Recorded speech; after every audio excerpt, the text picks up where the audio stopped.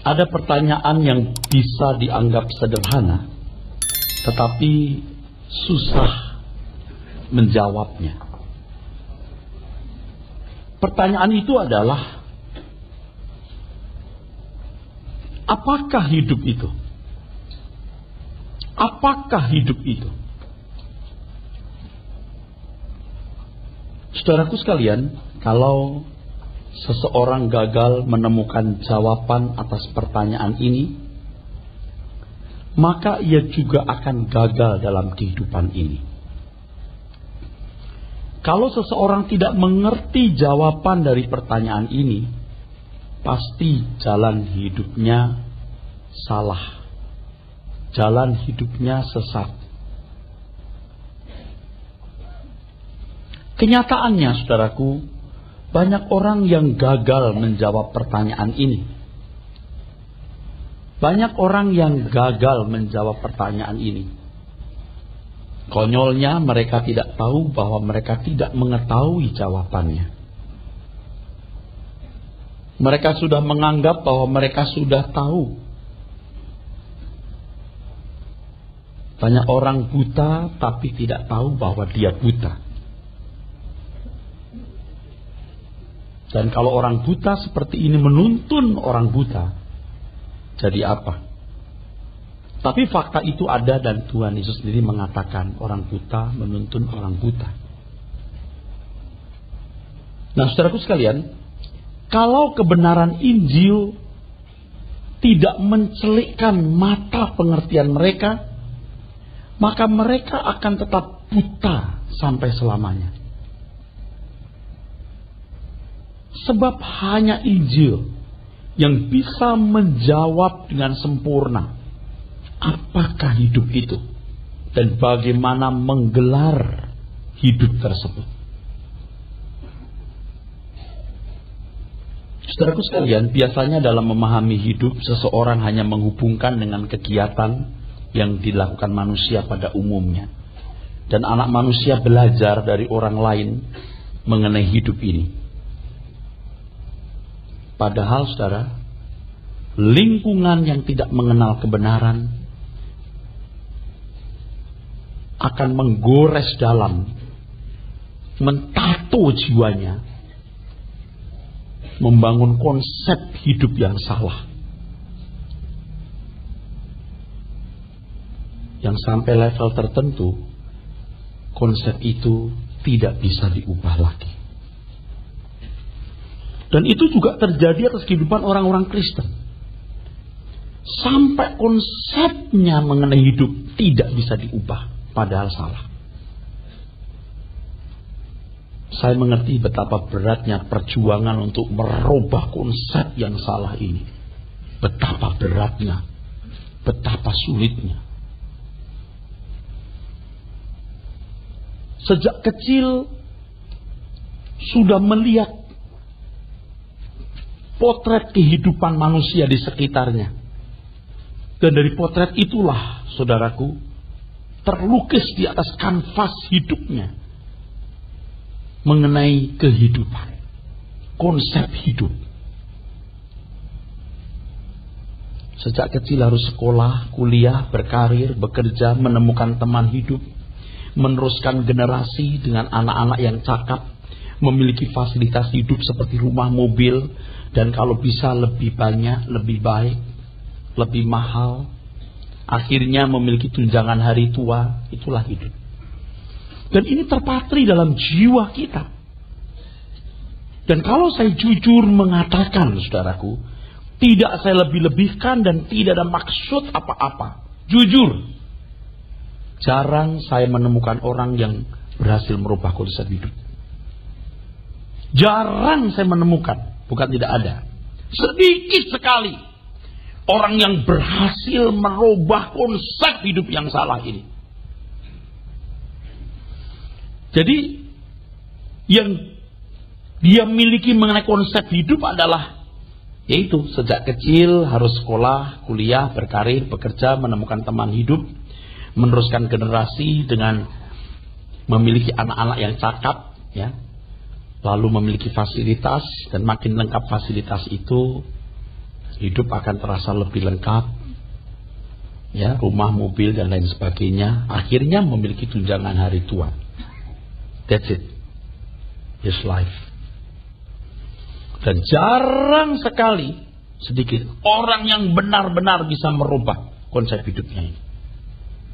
Kalau orang bisa berubah total, itu baru jadi perwira tinggi kerajaan surga. Itu baru boleh nyanyi selalu untukmu. Kalau enggak, masih bohong-bohongan. Ya, mudah-mudahan masih dalam proses dan Tuhan mau mengerti atau mau menerima, ya. Nah, kalau orang-orang Kristen yang sentimental itu nyanyi sambil nangis, dan tangisan itu seolah-olah verifikasi dari konsep hidupnya yang dia pikir telah berubah. Padahal belum. Nah, nanti dalam penjelasan saya sempat menulis harus ada teladan. Harus ada yang dilihat. Ini loh, hidup yang telah berubah konsepnya. Harus ada teladan. Harus ada sosok orang yang jadi teladan. Dan kalau saudara sudah dipertemukan Tuhan dengan sosok-sosok seperti itu, tapi masih tidak mau berubah, itu Anda tidak punya alasan lagi. Tapi menemukan sosok ini juga nyaris tidak ada. Sedikit sekali. Dan pasti sosok seperti itu akan bisa mengajar kebenaran yang murni. Nah, pemahaman hidup yang salah ini membuat manusia menjadi makhluk yang tidak berkualitas. Inilah yang membuat banyak orang hampir setuju dengan pernyataan seorang filsuf. Pernyataan seorang filsuf yang konyol memang, tetapi dia punya pernyataan terukir dalam literatur dan dibaca oleh para filsuf lain. Filosofi itu adalah manusia adalah binatang yang berpakaian. Manusia itu binatang yang didandani. Binatang yang pakai cincin, yang pakai kalung, pakai gelang. Manusia hanya memiliki kelebihan, yaitu fasilitas materinya dibanding binatang.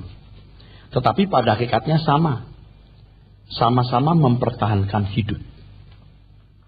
Sekali lagi, kelebihannya manusia punya fasilitas lebih dari hewan, dan manusia bisa terus menggeliat berjuang untuk mencapai apa yang melampaui dirinya. Binatang tidak, tapi prinsipnya sama, mempertahankan hidup. Sering manusia sama dengan binatang tertentu. Ini sampai tingkat manusia yang sakit, ya. Hidup di atas kematian binatang lain. Homo homini lupus. Memang bedanya manusia memiliki kecerdasan dalam melakukan pembunuhan sebagai predator. Pembunuh dengan cara yang lebih beradab. Kalau kita lihat Animal Planet misalnya. Binatang buas yang mencapik-capik rusa atau binatang yang lebih lemah. Ya. Kita miris melihatnya. Atau itu kambing gunung yang turun untuk minum air, lalu ditarik oleh buaya, ditarik ke dalam. Wah, dia berteriak, rebut, dicapik-capik. Nah, manusia juga seperti itu sebenarnya, cuman dengan cara yang lebih sopan. Tapi intinya sama, mempertahankan hidup. Dan sampai tingkat manusia sakit ini, ya, hidup di atas kematian orang lain. Homo homini lupus. Inilah faktanya banyak manusia yang memahami bahwa hidup hanya untuk hidup di bumi dengan segala fasilitas yang harus dinikmati semaksimal mungkin dengan segala cara yang dilakukan. Adapun Bapak Ibu yang ada di sini pasti rata-rata ya tidak seperti predator tadi, ya, tetapi sama, ya, mempertahankan hidup saja, ya, dan meningkatkan kualitas dengan dari rumah di Tanah Abang Bukit pindah ke Gading Villa. Jadi Gading Villa punya apartemen di Singapura, terus itu aja. Ya. Dari emas sepuhan jadi emas murni 2 gram, dari 2 gram jadi 20 gram itu. Memang tidak jahat juga, Tetapi tidak mengerti apa itu hidup. Sebab yang dia pahami hidup itu hanya itu. Hidup itu adalah bagaimana bisa meraih sebanyak-banyaknya fasilitas yang orang lain juga miliki. Tentu dengan segala cara yang bisa dilakukan. Di sini manusia menjadi egois sebab manusia hanya memikirkan dirinya, termasuk di dalamnya orang-orang yang diakui sebagai bagian hidupnya. Biasanya yang sehubungan darah, orang tua, pasangan hidup, anak, famili. Di luar itu, mereka boleh jadi mangsanya. Atau paling tidak, dianggap tidak perlu menjadi beban. Ini bagianku. Yang lain bisa jadi korban. Bisa jadi mangsa. Paling tidak, saya tidak punya urusan dengan mereka. Dan rata-rata saudara begitu. Rata-rata saudara begitu. Jadi beban untuk jiwa-jiwa yang betul-betul terhilang untuk diselamatkan itu kecil. Kalaupun ikut pekerjaan misi, ikut mengambil bagian dalam pelayanan, kadang-kadang hanya menjadi penggembira. Dan buktinya adalah kalau saudara mendukung pelayanan hanya remah-remah hidupmu. Remah-remahnya.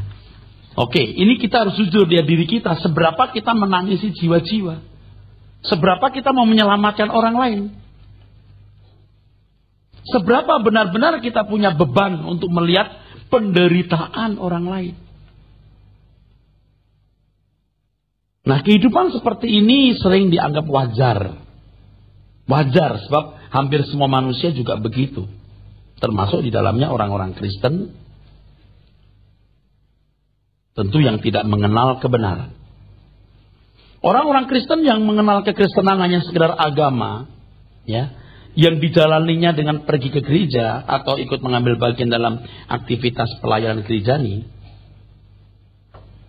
dan berurusan dengan Tuhan hanya karena supaya tidak masuk neraka nanti atau bahkan supaya di dunia ini diprotek oleh Tuhan, dilindungi Tuhan.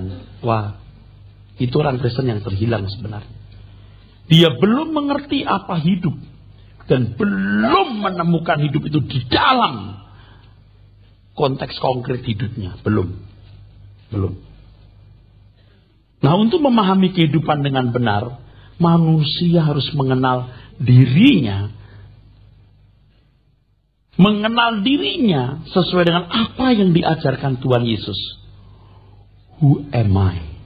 Siapa aku? Mengenal diri bukan identitas di mata manusia. Ini sudah sesat manusia, ya. Tetapi siapa aku menurut Tuhan dan bagaimana keadaanku sekarang ini di matanya. Siapa aku ini menurut Tuhan dan bagaimana keadaanku sekarang ini di matanya. Terus terang banyak waktu yang terbuang dengan sia-sia hanya karena manusia ingin memiliki identitas. Terus terang tidak banyak orang yang mau mempersoalkan who am I menurut Tuhan dengan mengeksplor, menggali Alkitab. Seperti mencari emas tua. Itu buktinya jelas kita lebih senang nonton film, sinetron dan jalan-jalan daripada menggali Alkitab. Saya tidak yakin saudara sudah membaca Alkitab seluruh perjanjian baru. Saya nggak yakin. Dan kalau sampai dia begitu, saya nggak yakin dia setia. Saya nggak yakin dia setia. Dia nggak akan bisa mengikuti pola berpikir yang benar dari gembala sidangnya. Jadi penggembira masih lumayan. Kalau jadi pengkhianat itu lebih mengerikan. Orang sibuk membangun identitas diri. Misalnya begini, aku adalah Anu. Ya, dia membangun gambar dirinya. Pendidikannya begini, tinggi. Aku cantik atau ganteng, terhormat, kaya, patut dianggap penting. Jangan lupa, aku si anu. Demikianlah kodrat yang mengalir dalam jiwa manusia berdosa. Untuk memahami manusia menurut Tuhan, seseorang harus belajar dengan sungguh-sungguh dari sumber yang benar.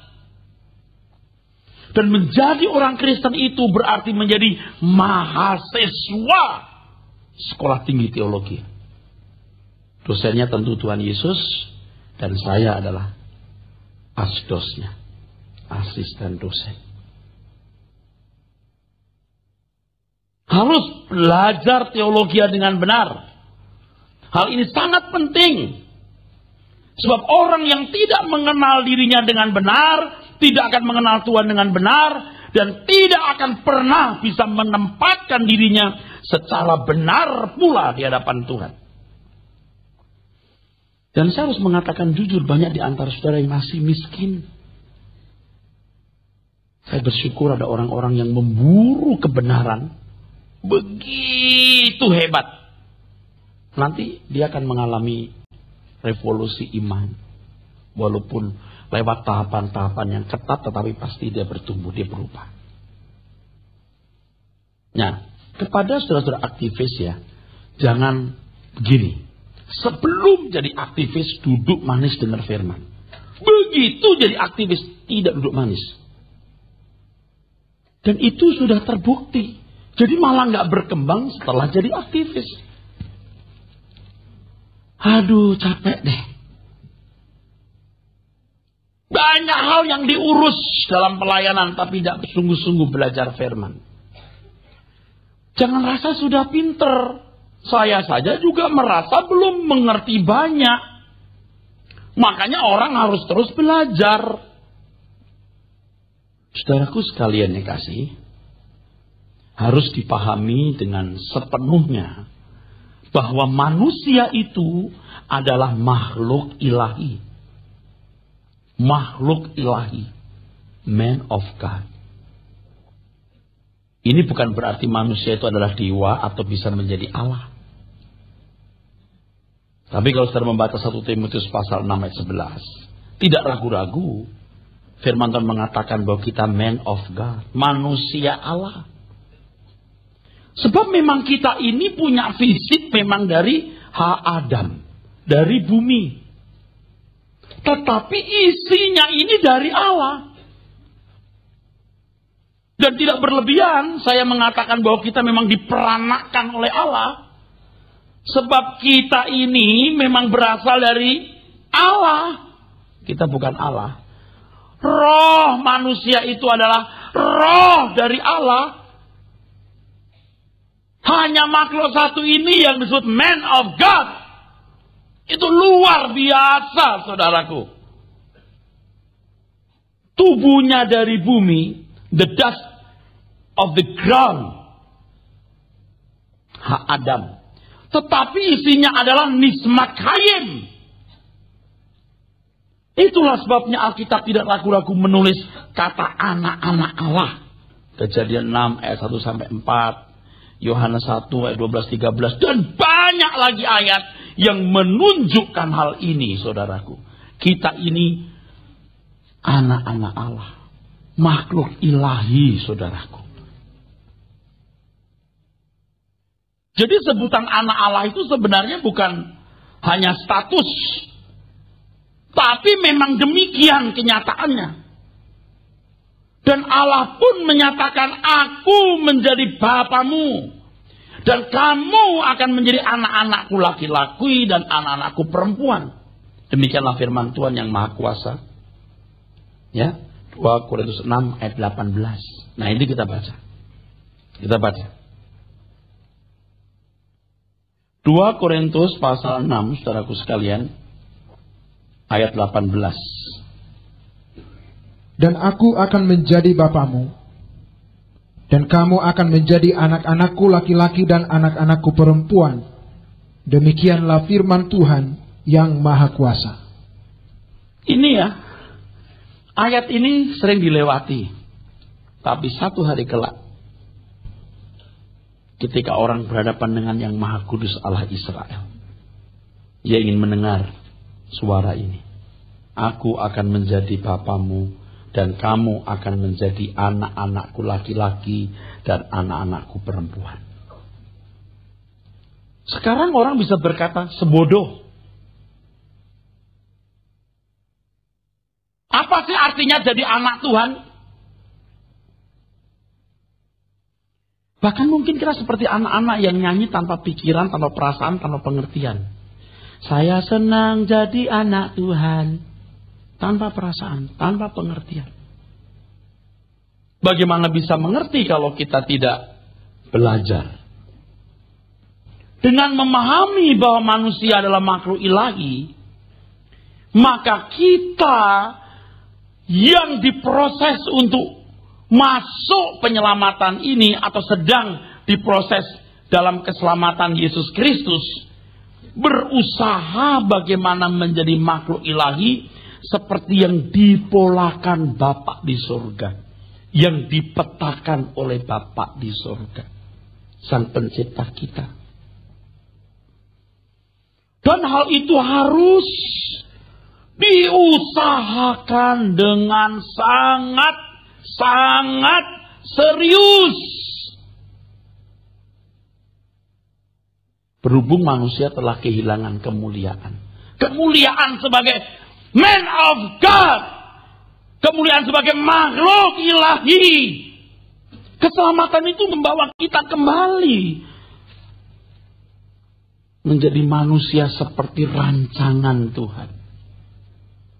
Nah, kalau sampai kita tidak peduli hal ini, buat apa kita ke gereja? Buat apa kita jadi orang Kristen? Buat apa kita aktif dalam pelayanan jemaat? Buat apa kita jadi pendeta, saudara? Harus ngerti bahwa pelayanan ini adalah usaha dari Tuhan, di mana kita ikut terlibat, mengembalikan manusia kepada rancangan semula. Bagaimana makhluk yang sudah hilang kemuliaan ini dikembalikan menjadi makhluk ilahi. Jangan ada tujuan lain. Nah, kalau manusia pikirannya masih, yang penting saya bisa sekolah, saya kuliah, saya kerja, saya punya pasangan hidup, punya anak-anak yang bagus, punya fasilitas. Orang seperti ini nggak bisa diubah. Nggak bisa. Dan dulu sering saya kompromi, nggak apa-apa, yang penting di Kristen, nggak bisa. Anda tidak membayar harga sesungguhnya, Anda berbarang palsu. Nah, ngerubah ini nggak gampang. Nggak gampang, tapi Tuhan dalam kesabaran yang tinggi mau terus menuntun kita sampai kita bisa benar-benar berubah. Wah, kalau begitu sulit ya Pak. Ya, sebelum Anda ngomong, dari dulu Alkitab sudah berkata sedikit orang yang selamat. Banyak yang dipanggil, sedikit yang terpilih. Dari dulu memang murid-muridnya juga bergumam satu dengan yang lain. Kalau demikian siapa yang mau diselamatkan? Justru kalau saya bangga, saudaraku, bahwa ini betul-betul murni. Keselamatan ini benar-benar murni. Kalau orang masuk surganya karena beragama, sembahyang ke gereja, itu malah nggak murni. Justru itu yang nggak benar. Bukan barang asli, saudaraku. Amin. Kalau orang masuk surganya karena beragama, kita melakukan ibadah, mengerti syariat, lalu melakukan hukum-hukumnya, itu tidak akan bisa membuat orang kembali kepada makhluk ilahi. Ini mesti sangat sukar. Ini mesti sangat sulit. Ini mesti nyaris tidak bisa dibayar. Sampai murid-murid berkata, kalau begini siapa yang bisa diselamatkan? Tuhan berkata, bagi manusia mustahil, bagi Allah tidak ada yang mustahil. Memang mustahil untuk kamu, memang mustahil. Maka kalau kita belum sampai taraf berpikir mustahil ini, Anda belum mengerti kebenaran. Saya sering dalam doa berkata, Tuhan, aku merasa ini mustahil bagiku. Aku merasa ini tidak mungkin, Tuhan. Terlalu jauh untuk ku capai. Tetapi janjimu yang mustahil bagiku tidak mustahil bagimu. Dan saya bergerak terus. Nah, Bapak Ibu ya, masih punya kesempatan mendengar begini. Dan masih punya peluang untuk berubah. Kalau tidak, saudara menyia-nyiakan anugerah yang begitu besar. Dan kalau saya mau pakai dagingku mau ngomong begini, mau dengar, gua gak mau urusan sama lu gak mau diselamatkan, lu keras kepala. Sedih saya. Tapi karena saya orang timur, saya santun. Ayo kita cari Tuhan, mari, ayo.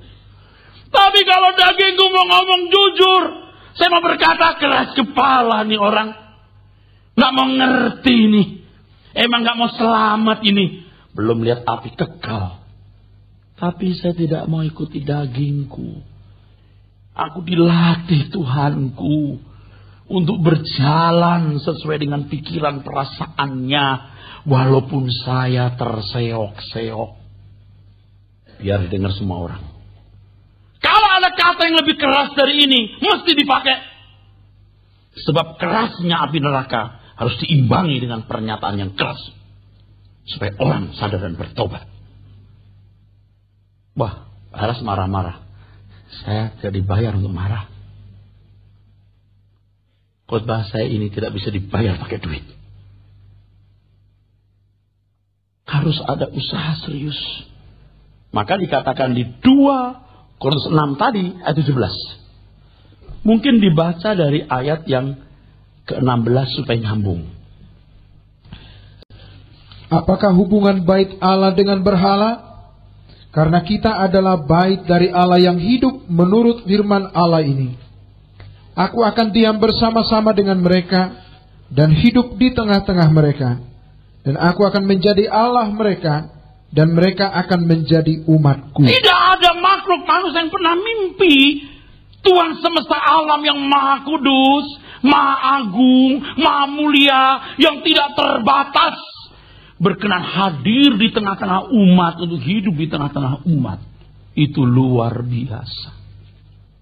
Ini lebih dari sukses apapun. Yang nantinya, kalau saudara mengerti kebenaran, Anda sekolah, Anda kuliah, Anda karir, Anda menikah, Anda bekerja, Anda punya rumah, Anda lakukan untuk Sang Pencipta yang menjadikan kita ada. Bukan Anda boleh sekolah, bukan Anda boleh kuliah, bukan Anda boleh berkarir.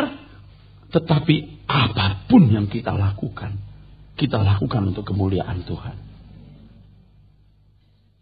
Saudara akan menyesal dan malu kalau ketemu Tuhan nanti, jika kita tidak melakukan segala sesuatu untuk kemuliaannya.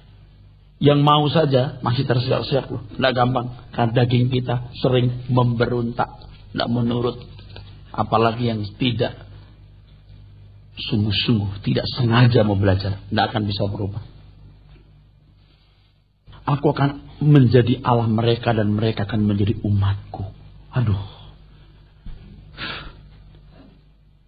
Kalau sudah tidak tertarik, Anda berhenti jadi orang Kristen. Untuk apa ke gereja?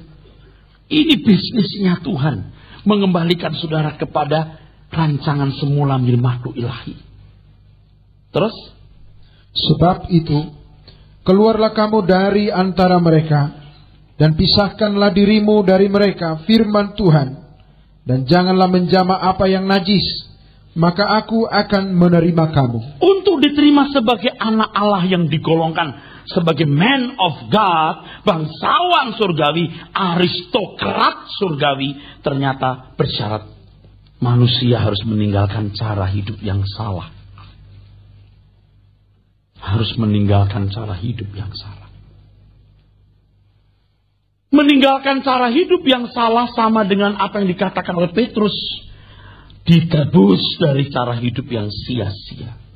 Nah, proses ini hanya bisa berlangsung atas mereka yang memiliki fasilitas keselamatan dalam Tuhan Yesus Kristus.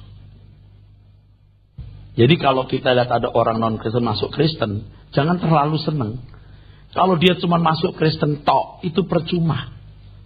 Orang Kristen yang nggak selamat, apalagi yang baru masuk. Kalau mau masuk di sekolah ini, meninggalkan cara hidup yang sia-sia. Pola berpikir yang diubah, kalau cuma agama yang dirubah, percuma. Kalau cuma pindah gereja dari denominasi A, pindah ke denominasi B, jangan girang kita. Proses ini hanya bisa berlangsung atas mereka yang memiliki fasilitas keselamatan dalam Yesus Kristus. Proses untuk dikembalikan menjadi makhluk ilahi. Mereka yang meresponi, yang memanfaatkan fasilitas keselamatan. Dan fasilitas keselamatan itu diberikan Tuhan. Itulah kuasa kehidupan. Kuasa kehidupan. Untuk menjadi makhluk ilahi. Ada kuasa kehidupan untuk menghidupkan kita jadi makhluk ilahi. Dan kuasa kehidupan itu, saudaraku sekalian, ya, atau natur ilahi itu harus menggantikan natur hewan yang sudah bertengger dalam diri kita.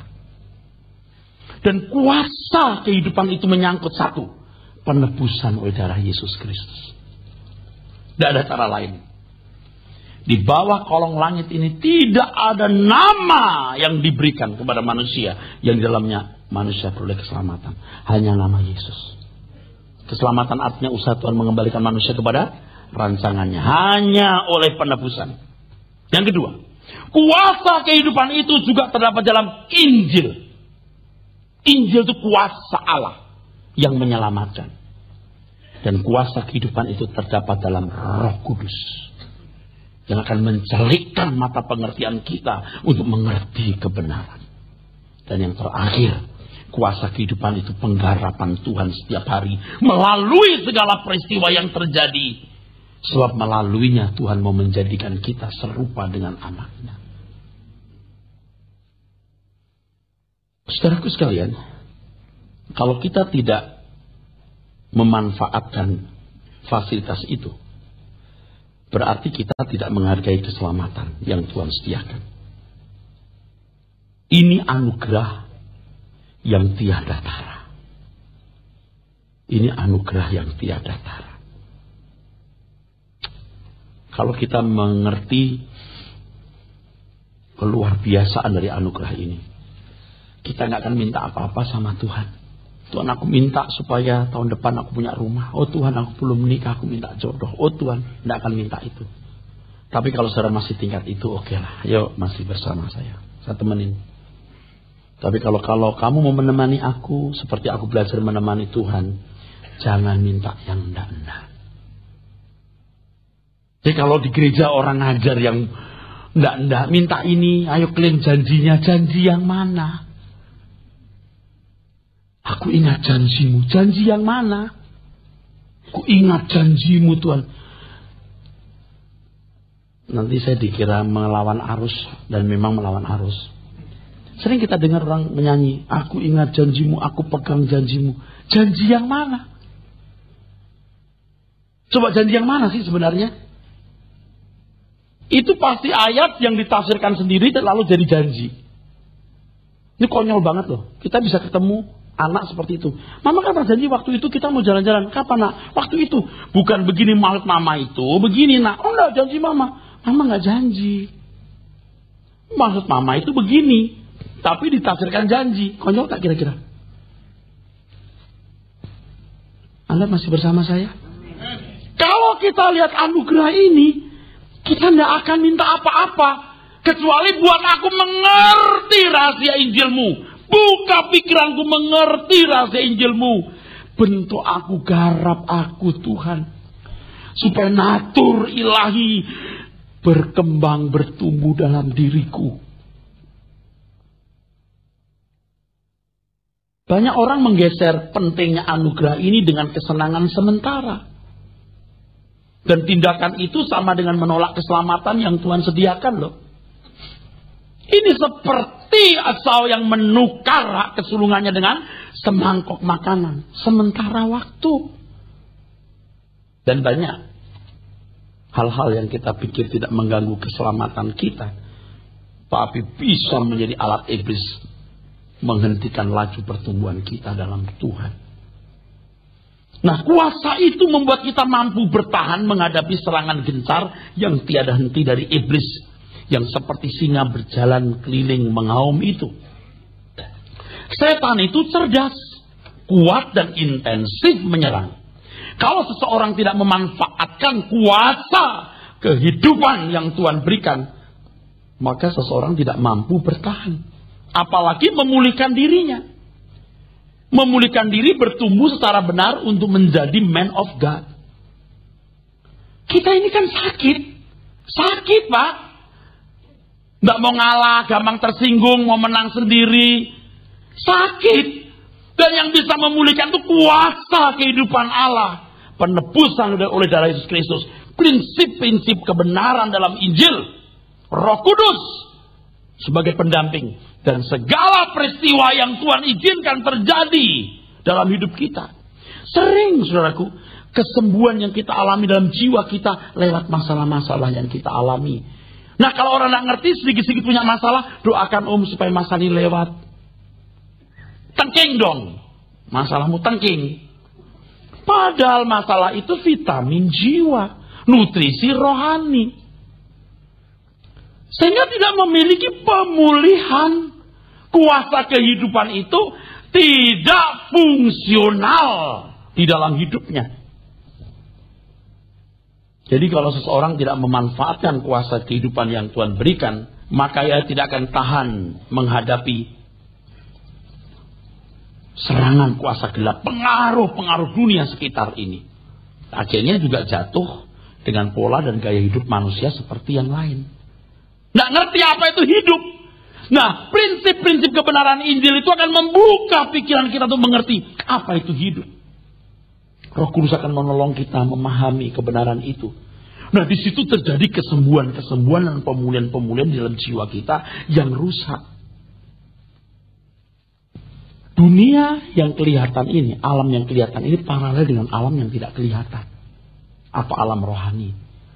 Sebagaimana anak kita itu melewati proses bertumbuh yang sangat bertahap. Strict. Pertahapan yang ketat. Pertumbuhan rohani kita pun lewat pertahapan yang ketat. Natur ilahi ini nggak bisa majreng gitu, Jeff, nggak bisa, Pak. Itu pelan-pelan. Makanya orang Kristen yang bertumbuh benar itu berkata, kapan aku berubah, Tuhan? Aku mau berubah cepat. Nggak bisa. Proses. Tapi pasti. Pasti. Justru yang kelihatan cepat itu kamuflase. Kamuflase. Nah, nutrisi yang Tuhan berikan itu pasti Tuhan mau berikan secara bertahap. Maka jangan ada satu hari pun yang lewat tanpa memperoleh hal-hal yang baru dari Tuhan. Setiap hari Tuhan pasti menyediakan menu rohani untuk pendewasaan kita. Seperti orang tua menyediakan menu makan untuk anak-anaknya, Tuhan menyediakan menu nutrisi yang proporsional untuk setiap umur rohani kita. Oleh sebab itu, Bapak Ibu, saudara-saudaraku sekalian yang kekasih, saudara yang dicintai Tuhan Yesus Kristus, hidup kekristenan kita harus menyita seluruh potensi, waktu, tenaga, pikiran, perasaan. Mestinya hidup ini hanya untuk memulihkan dan menjadi manusia Allah, menjadi man of God. Investasi yang harus dipertaruhkan haruslah segenap hidup. Kalau orang yang bengkok hatinya akan berkata, Pak, kalau kita mikirin Tuhan, kapan kita mikirin keluarga? Hei, Bung, mikirin keluarga itu pun bagian proses pemulihan hidup, ngerti nggak? Kapan kita mau kerja, Pak? Kalau kita mikirin Tuhan, bekerja itu bagian dari proses pemulihan diri. Harus bekerja, harus ngurus rumah tangga. Tapi porsi yang disediakan untuk Tuhan harus memadai. Bakal kita mendengarkan CD khotbah, punya jam doa, baca literatur yang baik, harus juga memadai. Sehingga hidup kita digerakkan oleh satu gairah untuk dipulihkan menjadi manusia Allah. Sehingga hal sekolah, kuliah, berkarir, bekerja, mencari nafkah, menikah, memiliki anak-anak, membesarkan anak-anak, bukan sebagai tujuan hidup, tapi sarana hidup untuk dipulihkan, belajar, dan berkembang dan bertumbuh di dalam Tuhan.